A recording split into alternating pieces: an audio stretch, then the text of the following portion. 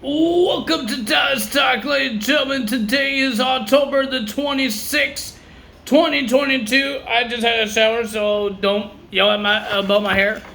I got hair on my in the camera. Sorry, I got so close to myself. I'm sorry. But ladies and gentlemen, we got some NXT to talk about, and we got two segments. One, we got Wesley coming out, talking about his win for the North American title. And all that stuff, and he wants to be a fighting champion until Grayson Waller came out. Grayson Waller shouldn't be coming out. He lost to Apollo, but he thinks he did not lose because he didn't get pinned by Apollo Crews. But if you heard the ring announcer, she said Apollo wins. You lost. It was a casket match. There's different type of rules. You don't have to pin somebody. So you lost. And then, out of nowhere, the same guy that interrupted The Miz and Johnny Gargano on Raw, R2 came out. And I guess he forgot when Halloween Havoc is, because he was wearing the Joker mask, Joker costume. And he welcomed everybody to Halloween Havoc. But, of course, Grayson Waller and Wesley did say that it passed. And he was celebrating with Wesley because Wesley won the North American title. And then he asked Grayson Waller, how did you do? That was the funny part. And then Wesley says, oh, he lost to Apollo in a casket match. And I think he said Apollo Crews was a nice guy. Something like that. But Grayson Waller says, you know what? I want to beat you in my home show. It's not really his. But ladies and gentlemen, and then R2 says, he didn't really say much. And it looks like they were about to get ready, but Grayson Waller says, no, not yet. I'm going to give you 7 days, a week. Next week he wants to fight Mr. R-Troop. And then he said, you know what? Screw that. And then he tried to tag R-Troop. R-Troop did his splits. And then Grayson Waller got punched by Wesley. And then R-Troop did the same thing. And he throws Grayson Waller out of the ring. So we heard that next week, we have R-Troop will be fighting on NXT against Grayson Waller. Because with NXT, with Vince McMahon as the boss, they had to train themselves. Now they got the main roster guys coming out and wrestle the young guys and show them the ropes. And that's what they need. That's what these guys need. Then we had Joe Gacy coming out as well. And we found out who this red hooded person is. I thought it was a guy until I saw the skirt, and it was The Rock's daughter. I think her name was Simone Jacobs. I think. I don't remember, but her name is Ava, and she has a red hair and a creepy eyeball that's red. But now, ladies and gentlemen, they have a tag team. They got Joe Gacy win the singles titles. And now they got a woman that could win the NXT Women's Championship. So we're going to find out. Speaking of the Women's Championship, we're going to see a Toxic Attraction celebration next week. Because it's been a year since Mandy Rose won that title last year's Halloween Havoc, beating Raquel Rodriguez. I got something on my arm. Now we get to the matches, ladies and gentlemen. We got Kaden Carter and Contana Chance will be versing Zoe Stark and the Lions for the NXT Women's Championships.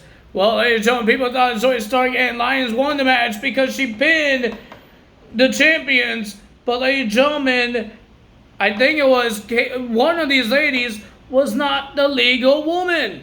There was a surprise tag, and then the head of the referees told the ring announcer that it's not happening. We're going to restart the match, and that's what they did. But now the winner of that match, and still your NXT Women's Tag Team Champions, Kaden Carter and Katana Chance.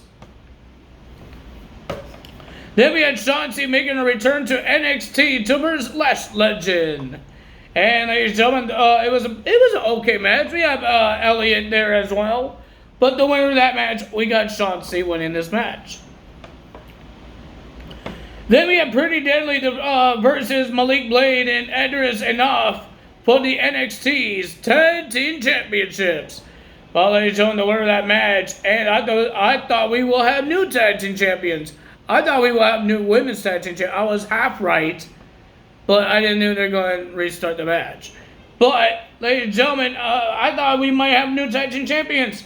Malik Blade almost pinned one of the Pretty Deadly guys in almost a big win, almost win the tag titles, but he kicked out. But ladies and gentlemen, the winner of that match was Pretty Deadly. They retained the titles. Well, we were supposed to have Brutus Creed he's supposed to have 5 minutes with Damon Kemp, but Damon Kemp was on the Titantron, and he says, I can't because he's not mentally cleared. But Julius Creed could go in the ring with his busted hands. His hands look nasty. Sorry for that, Julius. But ladies and gentlemen, and then, oh, that happened. I got yawns now. All that happened, and then here comes Beer and Sanga coming out to attack Brutus and Julius. But when he was about to chokeslam, Sanga was about to chokeslam Julius, he hesitated. Veer had to do a big, massive clothesline onto Julius, and then he started getting mad. Sanga got mad and chokeslams Brutus Creed. What is going on with Sanga? I thought he was this guy that helps people when they're feeling down. What happened there? Then, ladies and gentlemen, we got Indy Hartwell versus Sol Roca. Well, ladies and gentlemen, we thought the new person would win this match, but she lost the match to Indy Hartwell. But, ladies and gentlemen, the former Legado Fantasma lady, because she got replaced by Zelina Vega, Lopez came out. She made her return, attacked Indy Hartwell and Roca. She's back on NXT. What does that mean for Roca? I mean, what does that mean for Lopez? Not Roca. Roca just got beat up. What does that mean? That, like, now she's all by herself. Zelina Vega took her job helping Santos and Legados. But what is she going to do now on NXT?